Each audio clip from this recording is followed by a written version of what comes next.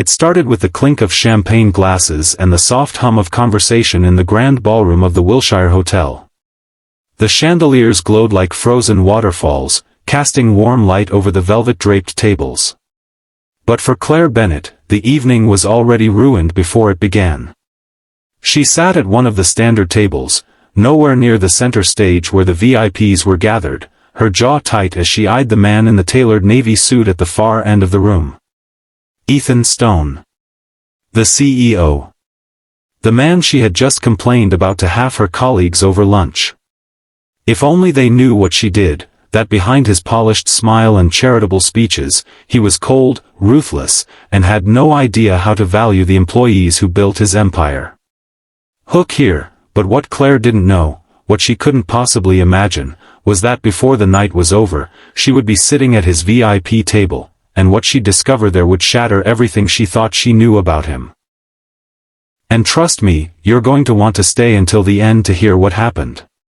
While you're here, make sure to hit that like button and subscribe. It really helps us bring you more stories that will keep you on the edge of your seat. Claire had joined Stone and Company 3 years earlier as a project coordinator, quickly earning a reputation as a problem solver.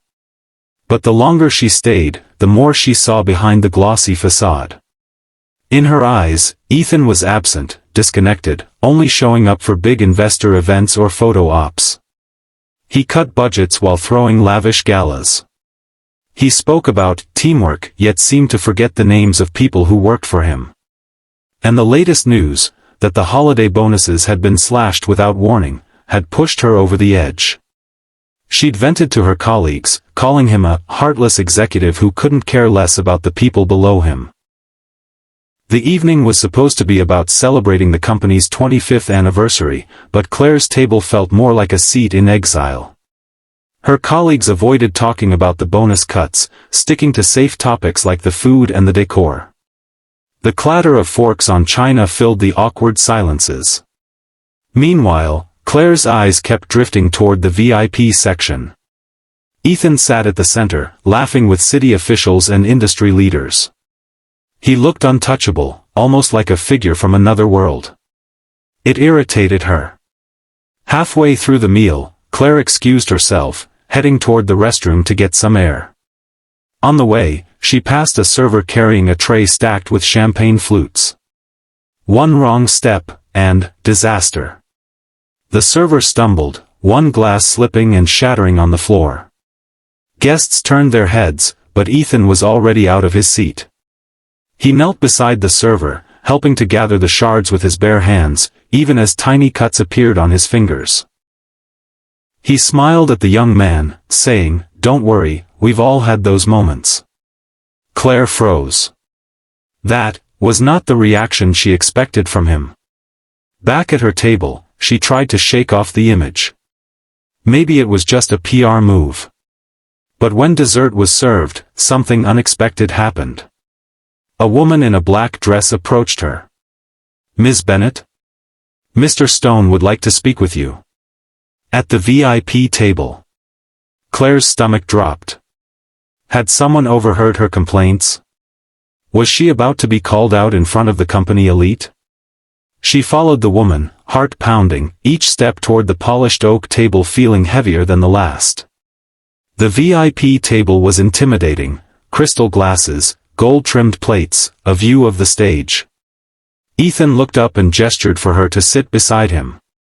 "Claire," he said warmly, "I've been meaning to talk to you." She was stunned. The CEO knew her name? "I wanted to thank you for your work on the Starlight project. I've heard you went above and beyond." His tone was genuine, not the polished PR voice she'd expected. Claire managed a polite thank you, but before she could ask why she was here, the lights dimmed and the stage lit up. A slideshow began, photos of community centers, children in school uniforms, families receiving aid. The host explained that a portion of the company's annual revenue had been secretly funding outreach programs in struggling neighborhoods for the past decade. And tonight, they were revealing the largest donation yet, the full amount saved from the holiday bonuses. Claire's jaw dropped. The money, The money she thought had been taken from employees to line the CEO's pockets had actually gone to build a free healthcare clinic for an underserved community in the city. Her mind was spinning. All her assumptions, all her complaints, suddenly they didn't fit. She turned toward Ethan, who was watching the screen quietly, his hands folded. In that moment, she didn't see the aloof executive. She saw a man carrying a burden few knew about. The applause thundered through the ballroom, but Claire barely heard it. Her mind was a storm. She'd walked into the night with one story in her head: Ethan Stone, the CEO who didn't care about his employees. And yet, here she was, sitting beside him at the VIP table, watching footage of children hugging their new teachers, elderly patients walking into the clinic with tears in their eyes. It didn't make sense. Why hadn't he told anyone? Why take the blame for cutting bonuses without explaining the truth?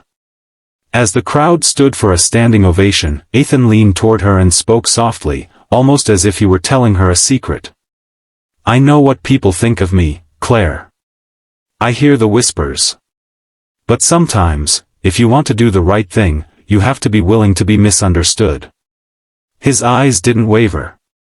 "If I'd announced we were cutting bonuses to fund this, the whole thing would have turned into a PR circus. People would have argued over numbers, questioned motives. But this way, it's not about me. It's about them." He nodded toward the screen, where a little girl was laughing on a swing in the new community park. Claire felt a lump in her throat. She thought about the times she had gossiped about him in the break room, the words she'd thrown around so carelessly. She remembered how bitter she'd felt, how certain she'd been of his indifference. And now, sitting here, she realized she had been wrong. Painfully wrong. She wanted to say something, apologize, explain, but the words felt too small for the moment. Dinner ended, but Ethan didn't rush off to speak with investors or reporters. Instead, he introduced Claire to the community leaders seated around them, people who had been quietly partnering with the company for years. They spoke of late-night calls with Ethan, his personal visits to struggling neighborhoods, the times he'd used his own money to cover gaps when funding fell short. Each story chipped away at the image she'd built of him. When the evening wound down, Ethan thanked her for joining them. "I hope you'll come visit the clinic when it opens," he said. "I think you'll like what you see." Claire nodded, still trying to process everything. She watched as he moved through the crowd, shaking hands, offering quiet smiles, not the grand, performative gestures of a man trying to be liked, but the steady, intentional kindness of someone who knew the value of keeping certain things private. The next day at work, Claire sat at her desk, the morning sunlight streaming in. Her colleagues were still buzzing about the event, but none of them knew what she had learned at the VIP table. She kept it to herself, not because she didn't think they should know, but because she understood now that sometimes the truth doesn't need to be shouted to be real. Instead, she started looking at her own role differently. She caught herself before making quick judgments. She listened more. She noticed things she'd ignored before, the quiet ways people tried to make a difference without needing applause. Weeks later, she visited the clinic. It was a modest building, painted in warm colors, the sound of laughter spilling out from a children's playroom. Ethan was there, in jeans and a simple sweater, no cameras in sight. He was speaking with a nurse about supply needs, his sleeves rolled up as he helped carry boxes. When he saw her, he smiled. "I'm glad you came." Standing there, Claire realized that this was the real Ethan Stone, not the man in the suit behind the glass office door, but the one willing to take criticism, even dislike, if it meant doing what was right. It changed something in her, a quiet shift she couldn't fully explain. And as you're hearing this now, I hope you take something from it too. Sometimes, the people we judge the harshest are carrying stories we've never heard. Before you decide who someone is, look closer. If this story touched you, please hit the like button and subscribe, because there are so many more real, moving stories to share with you.